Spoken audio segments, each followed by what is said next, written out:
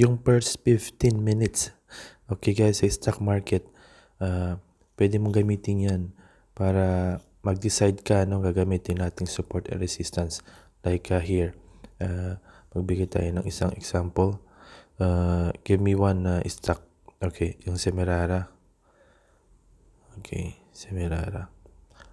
Okay, okay, tumaas siya, no? So, punta ka sa 15 minutes. From one day, punta ka dito sa 15 minutes. Okay? So, hanapin natin yung first 15. Okay? February 18. Okay? Anong 9:30.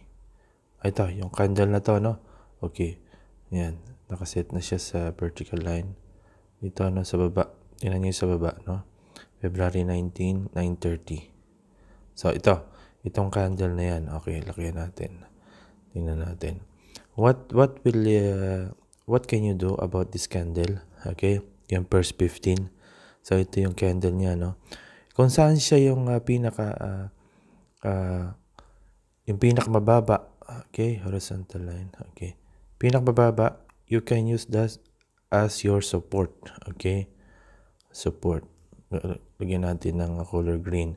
At yung pinakamataas na narating niya, okay, hindi, nandun na tayo. Okay, you can use that as your resistance.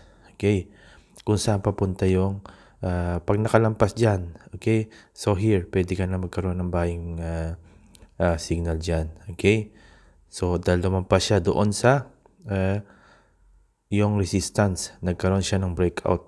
Okay, so kung siya dito papunta, okay, sa support, nagkaroon siya ng pagbagsak dyan sa mababa sa support. So you can decide na hindi ka bibili ng stock niyon. Basta yung first 15 minutes. Okay, so i-elaborate natin yan tomorrow. Alright,